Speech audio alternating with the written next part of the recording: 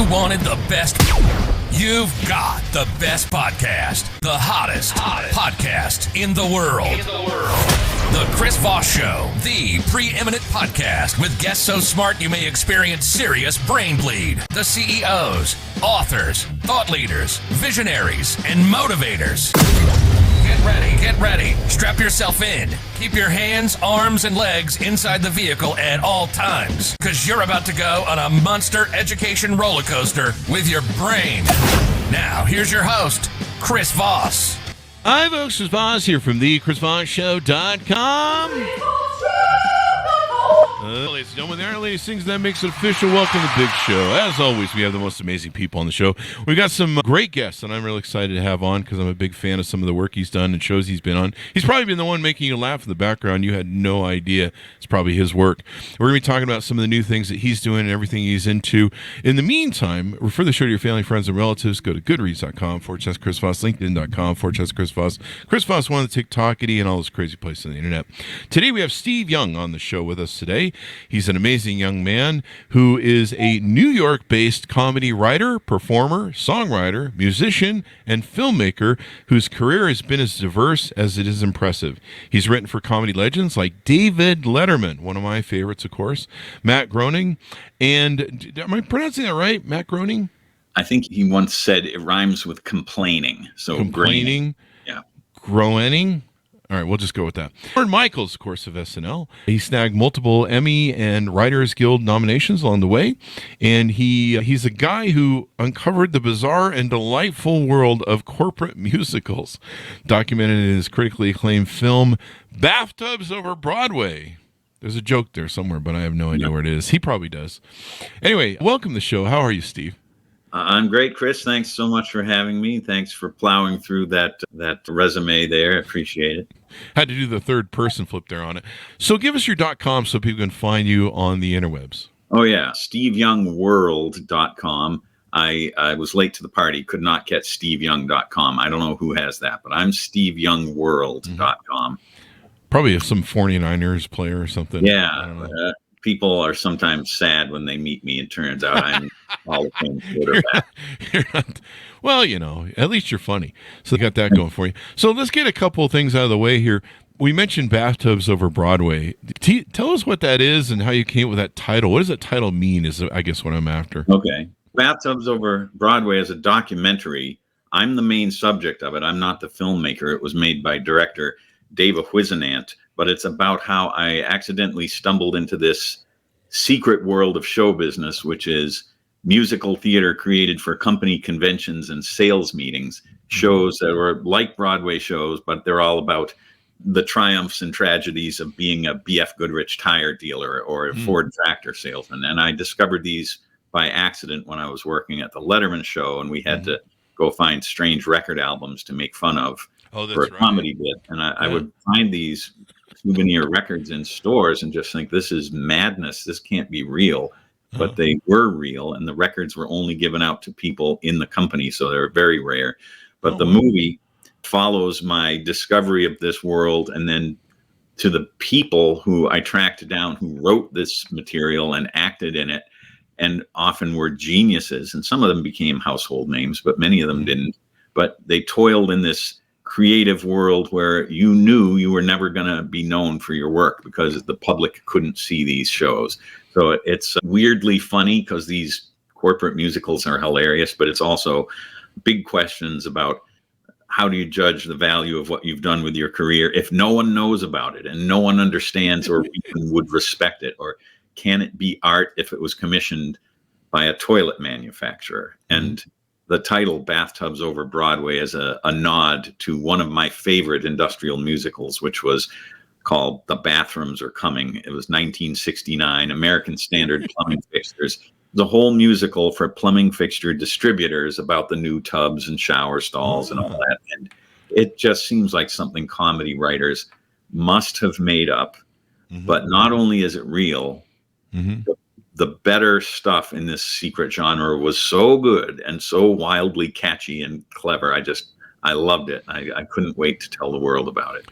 What does the cover art look like? I'm thinking of you flying over the tub or flying over Broadway in an E.T. moment. You know, the David Spielberg, you know, the bicycle. Only you're sitting there, you know, naked. You're not fully naked, but we can see you're sitting naked in the tub, and it is flying over the moon and over Broadway at the same time. That would be a great image, I think. Chris, you have a vivid imagination when it comes to there's no naked Steve Young in a bathtub. You'd be naked, you know, the part up from chest up, you know, we can see. Oh yeah. Oh, this is a family production. Yeah. No, it's not actually. Yeah, no one with kids listens to this show. I mean, we have people who have kids, but just not present, I should say. We love those people. Yeah, don't want to alienate the crew that has kids. Yeah. So, I mean, you've done these great journeys. What we want to profile today is the newest work that you have out, which is your new album, Broken Heart Insurance, which is probably what I need from all the dating I do. Tell us about your new project.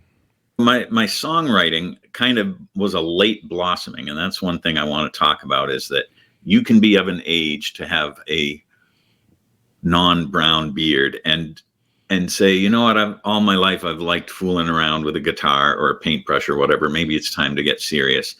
And I had some incredibly lucky breaks coming out of the Letterman show. I'd started tinkering with songwriting, and I had a few little jingles and songs on the show. But it wasn't until Bathtubs Over Broadway was out and going around on the film festival circuit that I started to meet people who would become part of my musical adventures.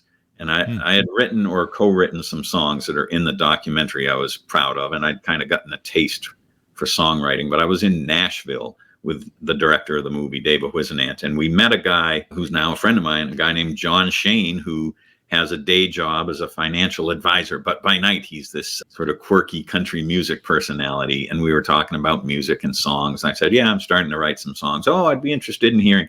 So he got excited about my stuff and said, oh, we got to get some of this recorded. So I've just been the beneficiary of wonderful, generous friends who thought they saw something in my early jottings that could be cultivated. And I ended up working with A-list people in this studio in Nashville. Most of the songs were produced by a Grammy winner named Alison Brown, who plays a little banjo on a couple of my tracks.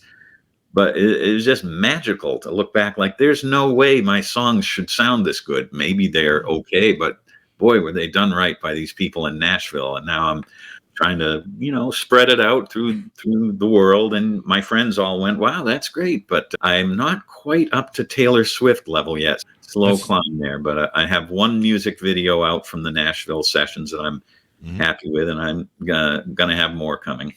Oh, I struck the joke. I had a joke there, but it's gone. Oh, I want to hear the joke. It's gone. But it usually circles back. I've got COVID brain a little bit. I had COVID 3 weeks ago, and I'm still trying to dig out of it. I'm glad you're at least 80% over that. 80%. Yeah, I'm still trying to get my voice fully back. But the thing I was going to ask you is, what genre is the music in? Is it comedy, or is it comedy with other sort of rock or country, or?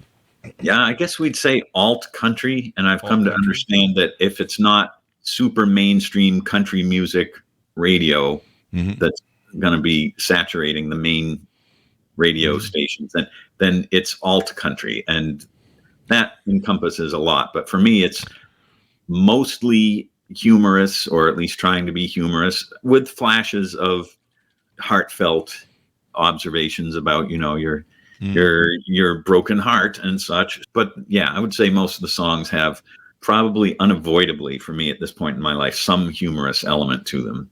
So are they full-on comedies, or are they, tongue-in-cheek sort of things? Yeah. Because I'm trying to discern if these are serious songs that you've written that, about serious content, my truck broke down and my girlfriend left me, all that sort of country music stuff. I think you're on or if it's just, maybe comedy music, kind of like the thread of an SNL guy who makes all those comedy, funny things, songs and stuff. Anyway, Adam, I don't know. Oh.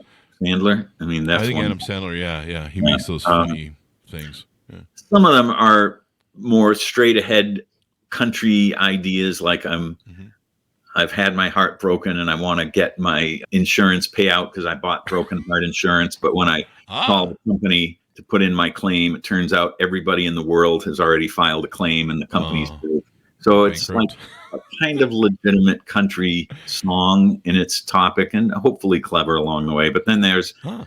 another one that people have really kind of latched onto and sort of universal problem. It's called Fitted Sheet. And it's about the agony of taking the fitted sheet out of the dryer and how do you fold it. And it can't work and you can't fold it. And it's always, and then you try to put it on the bed and you got the wrong corner at the start and you have to start over it.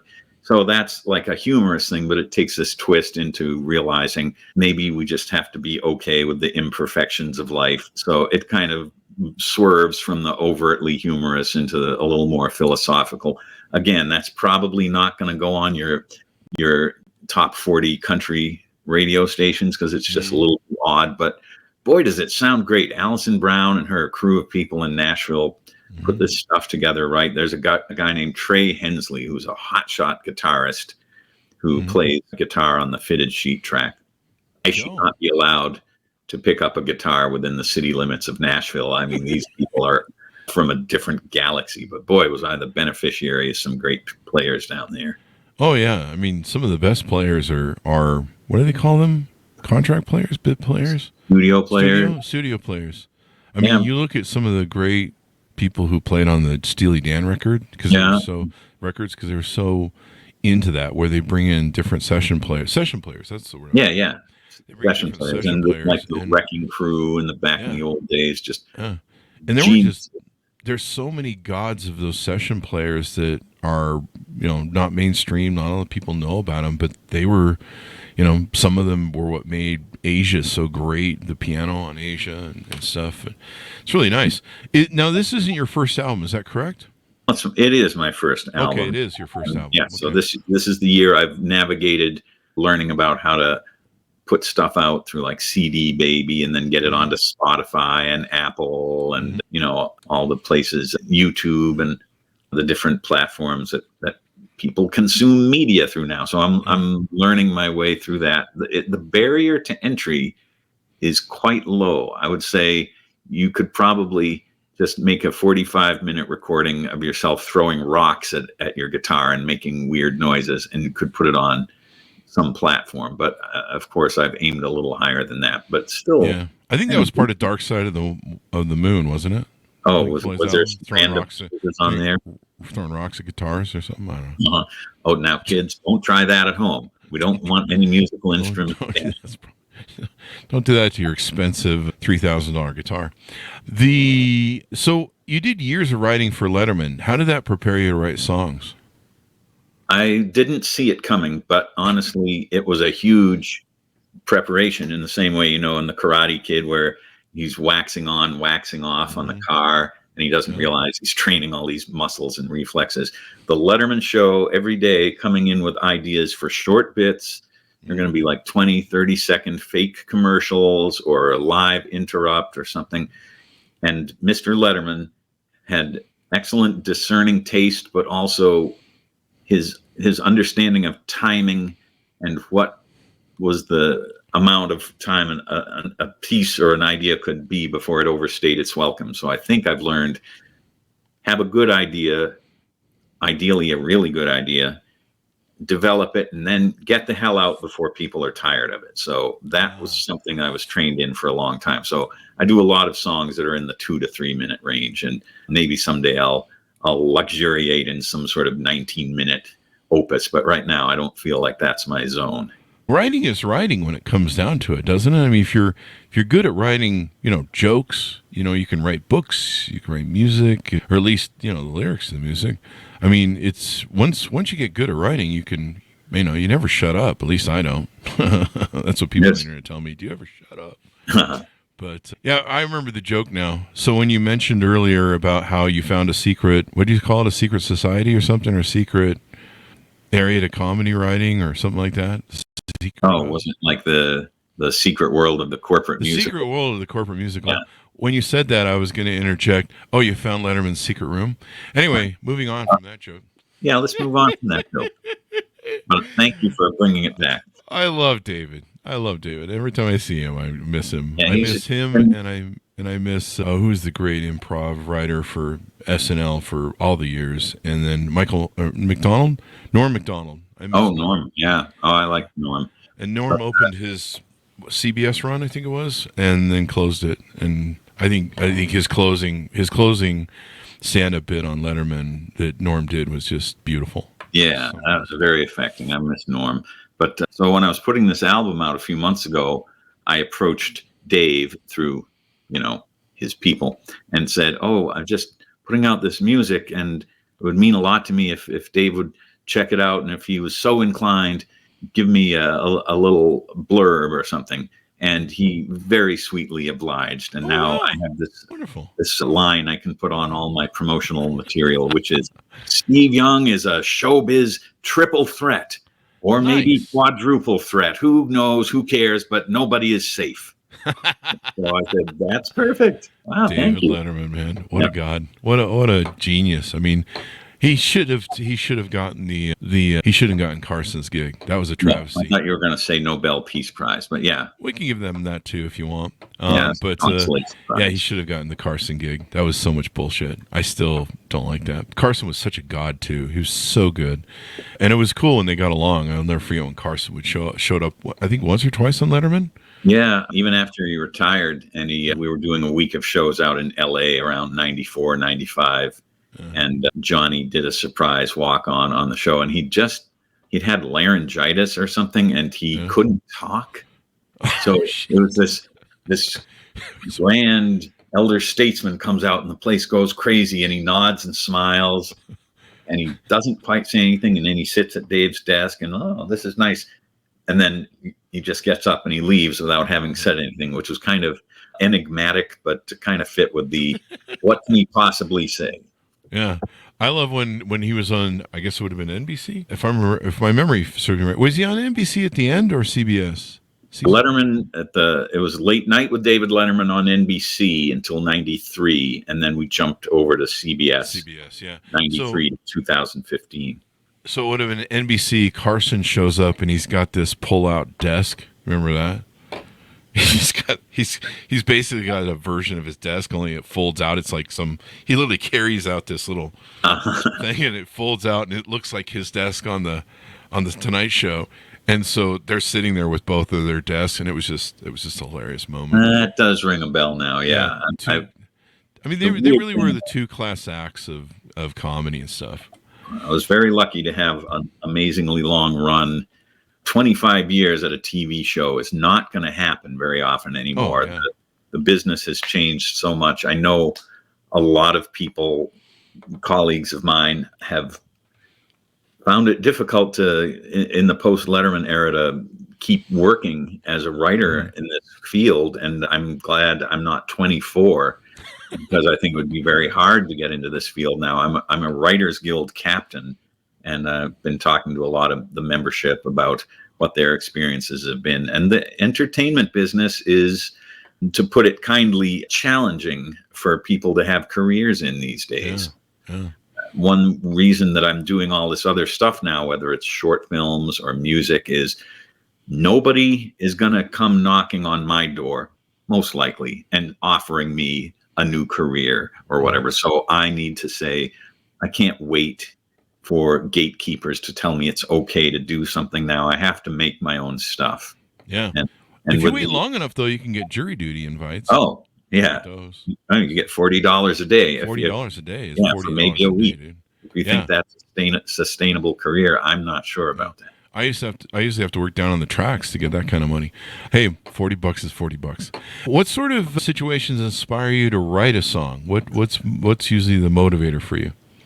It can be turning over something in my mind about, personal problems and matters of the heart, and it can be like, oh, if my heart is broken, is there some way I could mentally and psychologically buy myself some broken heart insurance and sort of protect myself from problems that, hey, maybe that could be a song, Broken Heart Insurance. Yeah.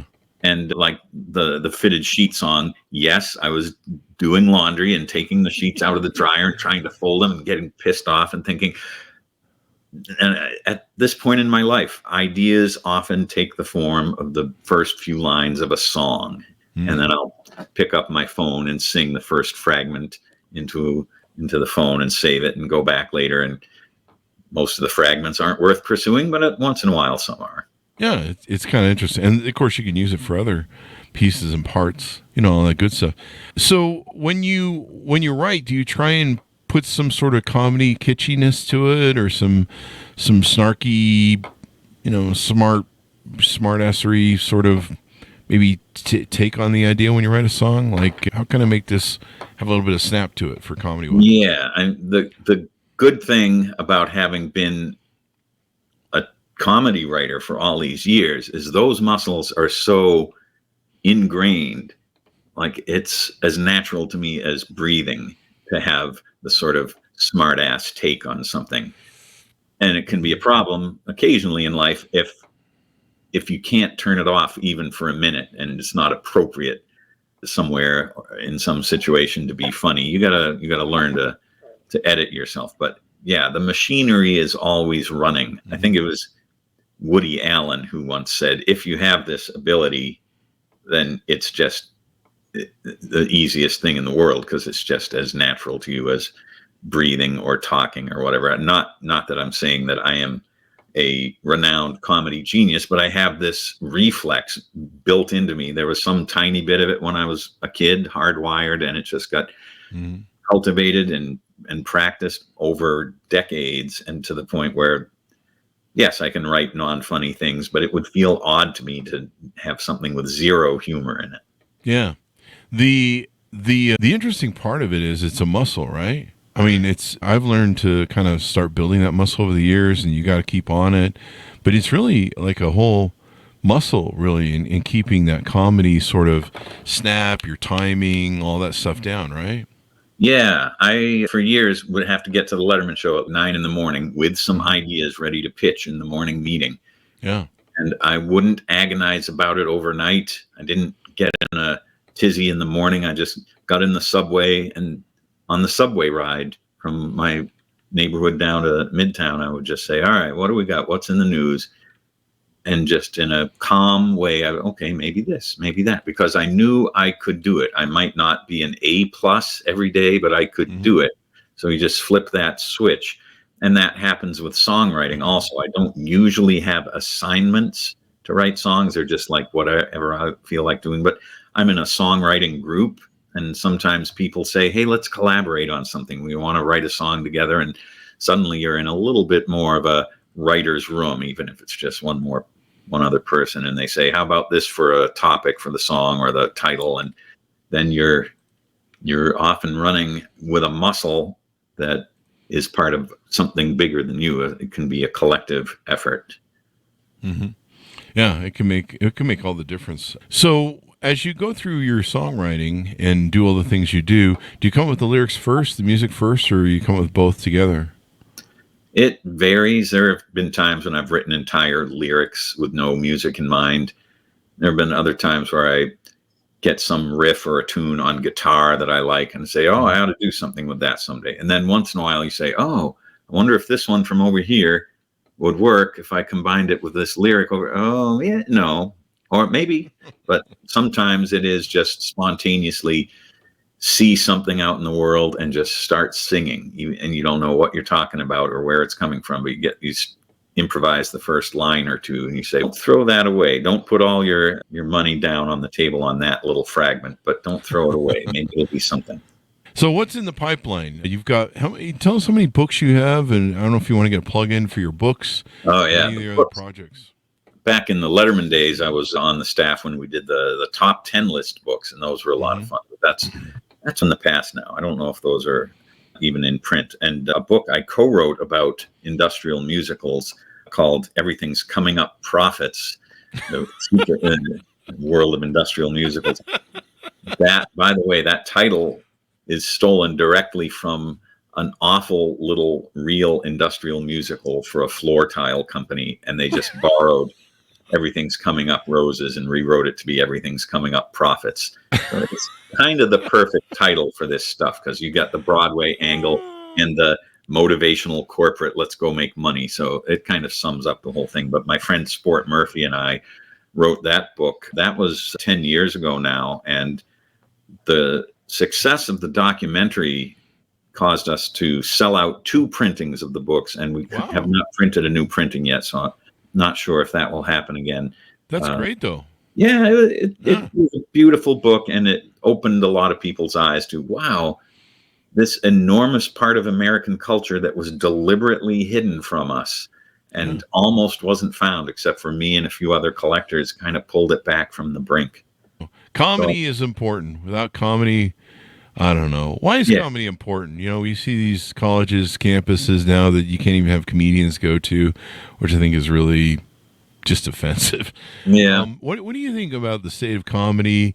You know, there's some people are afraid to really do comedy and say things. You know, there's certain comedians that can kind of get away, and they artfully can, you know, they can kind of touch on subjects that might get them canceled, but they can do it without getting too much flame on them. Some people can't. It's kind of an interesting world right now with comedy.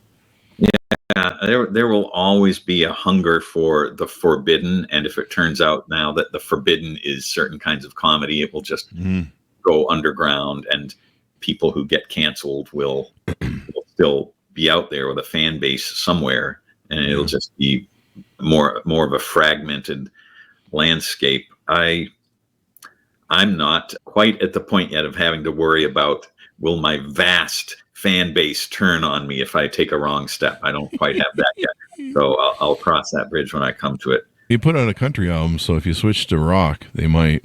Oh, that's right. Issues with, you know, that's Dylan going electric and making people mad. It's bad. Yeah. Although I guess Beyonce's, you know, flipped back and forth, and I think hasn't Taylor Swift done both sides, comedy and rock? Yeah, Taylor Swift came out of country and then went more to pop, and Beyonce's now said, I can be country. So all these barriers are falling, and I'm all for that. I mean, I'm going to be this weird hybrid who doesn't quite fit any normal lane, I suspect. But your point about comedy, people are so desperate for just being happy. And I will go to film festivals with either like the documentary when we were around with Bathtubs Over Broadway, or the short films I've been involved with. And you see a lot of really tough, dark dramas and documentaries about very important but grim, real situations. And then people want to remember why it's okay to be alive. And they want to laugh and go, see, there is a reason to power through all this, because there is joy out there somewhere. Yeah. I know, I might be thinking Howard Stern, but didn't David Letterman also go on the air after 9/11 because he wanted to keep that alive, that comedy? That was one of his very memorable highlights. I remember watching that live. Yes, and it was uncharted territory, and we were all talking about, can we be funny right now? How do we even start doing a show in this new world? And that night, I think it was like the 17th of September, and we'd been off the entire previous week for a regular week of reruns anyway. Yeah. But the show began not with the opening music and montage, but just Dave pushed in like a picture of the marquee from Broadway, and then he's at his desk and he just said something akin to, if we're going to do this, somehow continue with this, I'm just going to need to talk for a few minutes and try to make sense of how to proceed. And it was brilliant in the way that a thoughtful, caring, bewildered, grief-stricken person can be when they know how to be a broadcaster. And Letterman really shone that night. A lot of people over the years have talked about how much that meant to them. Oh, I remember it. And the leadership of it, you know, coming out and say, hey, we're not quitting, we're not letting the terrorists win. And basically, you know, why it kind of matched why comedy is important, why looking at us as human beings, even in the worst tragedy.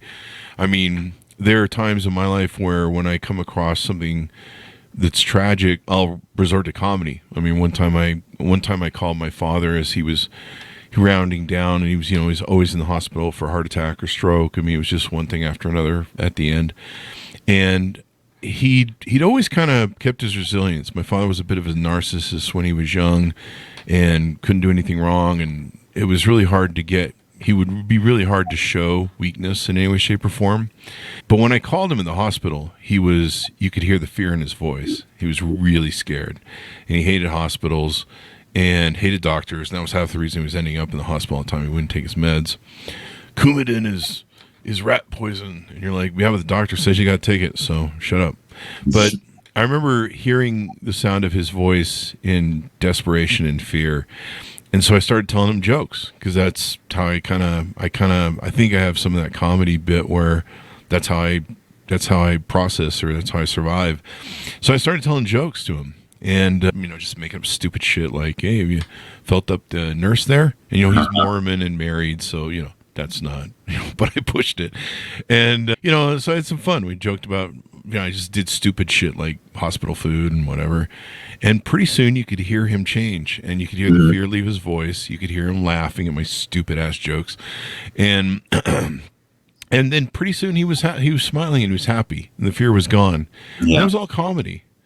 They weren't I mean, they weren't jokes you'd take on a stand up, but just making someone laugh can kind of bring the human experience to us and remind us that we're mortal, and it's okay to be mortal. I think that's why events like what Letterman did. It's a risk in a dark situation to try a joke, and you have to believe that your audience is the right audience for it. But it's a risk. But if it pays off, you've made such an enormous connection. This movie that I'm in, Bathtubs Over Broadway, a rare case in which there's deeply hilarious stuff one moment, and the next moment is like somebody's funeral, and somebody you've met during the film, and you're clutching at your chest. Oh my God, I can't believe and the roller coaster of hilariousness to sadness and grief to hilariousness again. I think that's a rare and wonderful thing. And you see it sometimes at funerals where everyone's crying, but someone tells a funny story about the deceased and everyone's laughing. That is a rare nuance of human experience, which is hard to write, hard to craft, but you know it when you see it. Yep, it's a huge risk. I mean, that explains why I've been banned from all funeral homes, because I try to do stand-up comedy and too many at the funerals. And I don't want to see you around town doing that. Evidently, if you're not invited, it's not important, but snacks are good and free drinks. So, next time I'm at a funeral, I will try to get you an invitation. So, Steve, as we go out, I got to put you on the spot. Top 10 reasons people should buy your new album. No, I'm just kidding. We're not, okay. We're not going to say the reasons why people should pick up your book and your .coms. All right. I'll just mention I've got some fun music videos on YouTube. My channel is Steve Young World.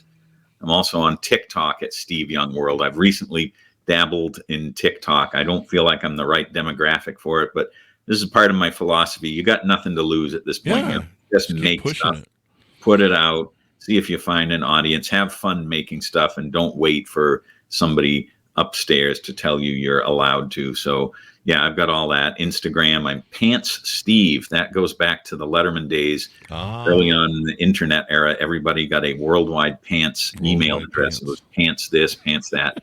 Pants Steve. I've kept that around. So awesome. The music's out there. If you go to steveyoungmusic.hearnow.com, that's kind of a jumping off point for the Spotify and YouTube and Pandora and iTunes and all the different things. It's kind of great. I mean, I take credit for only a little of it because it was produced and handled so beautifully, and I've had wonderful, helpful friends. Yeah, it's been a wonderful ride you've done. We're excited to see where you go from there.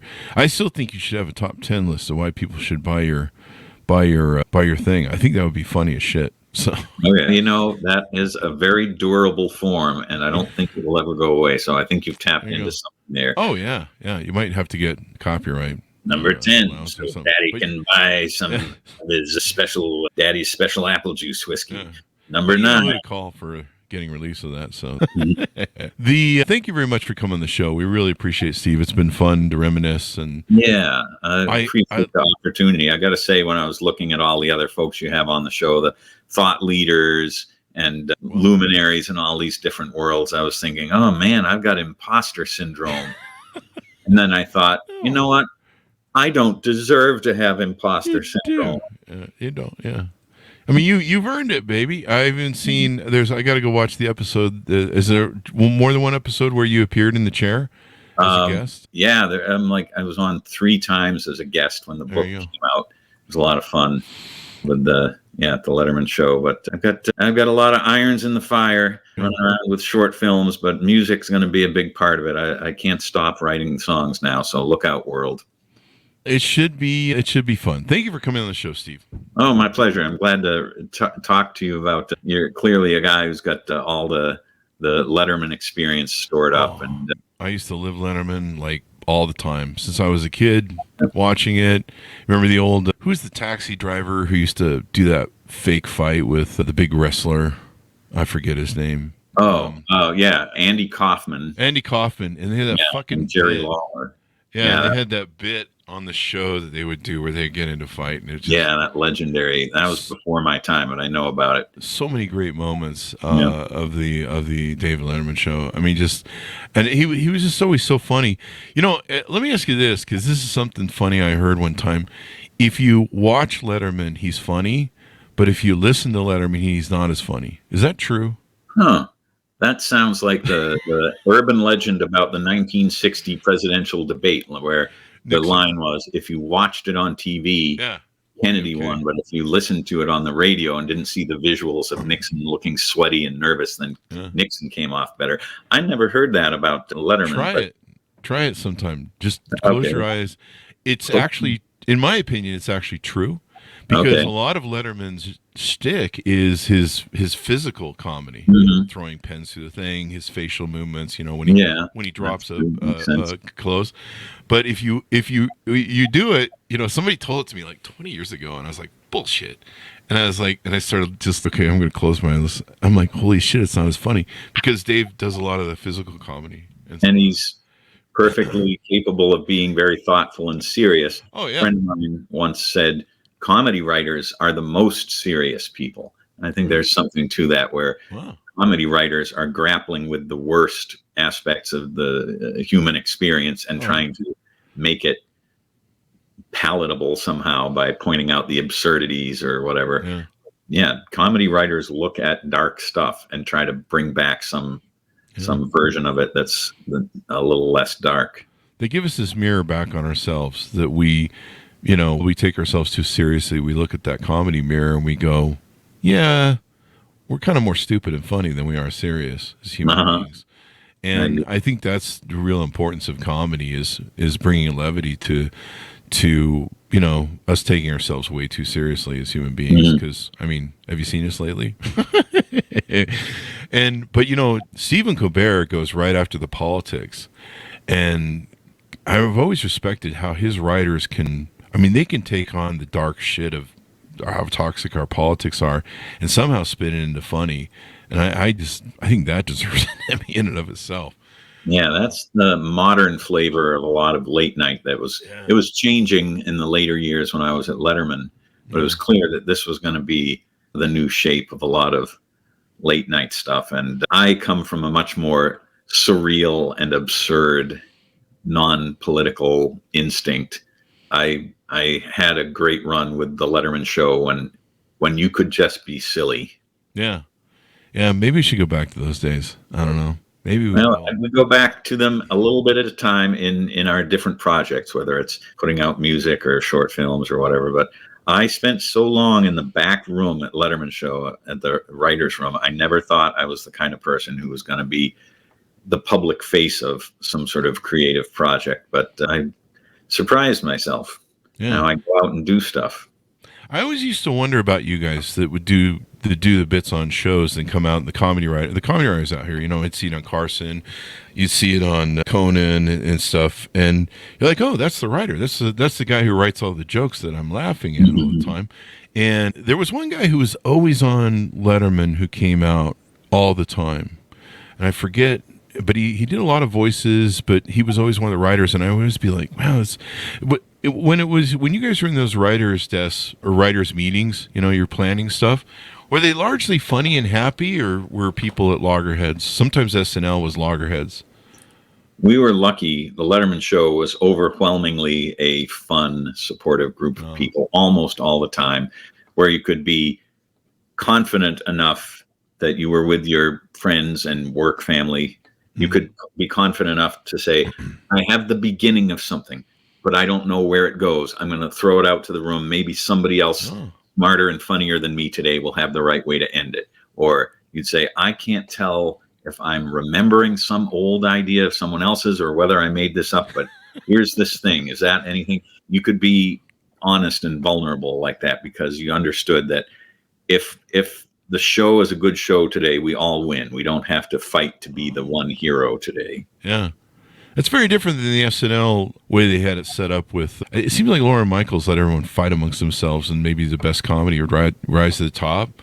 But that may also explain why every second and third bid on SNL sucks. So no, well, I'm not going to comment on that. That's my opinion. All right. Yes, the opinions of the Chris Voss Show. I've been a fan of SNL since season 2 or 3. I wasn't. Okay, you're hardcore. And so I'm still hardcore, but you know they can't all be winners. I guess when it really comes down to it. I mean, I've done enough shitty jokes on this on my show. I think you're onto something with that hospital food topic. You should pursue that. So. Yeah, maybe I should do hospitals. I should just go do stand-up. A tour of all the great teaching hospitals and intensive care units across cancer the jokes. land.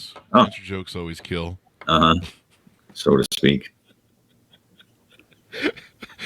I can't believe I did that joke. All right, I'm getting banned. All right, since I'm getting banned, thanks to Steve Young for being on the show. Be sure to check out all of his works. Since this is the last show, evidently, now I'm going to get canceled for that cancer joke. Broken Heart, the very last Chris Voss show ever. You're getting on a lot of shows lately that get canceled. Anyway. Check out Steve Young's new album, Broken Heart Insurance. You can find on Spotify, Apple Music, iTunes, Amazon, Pandora, and of course, Deezer. Deezer just sounds like a place you should be stoned all the fucking time. I don't even know. It's really your last show. You're done. Yeah, I've lost the marijuana vote. Thanks, Steve, for coming on. Thanks for joining us for tuning in. Go to goodreads.com/Chris Voss, LinkedIn.com/Chris Voss, Chris Voss on the TikTok kitty, and all those crazy places on the internet. Be good to each other. Stay safe. We'll see you next time. And we didn't throw any pencils.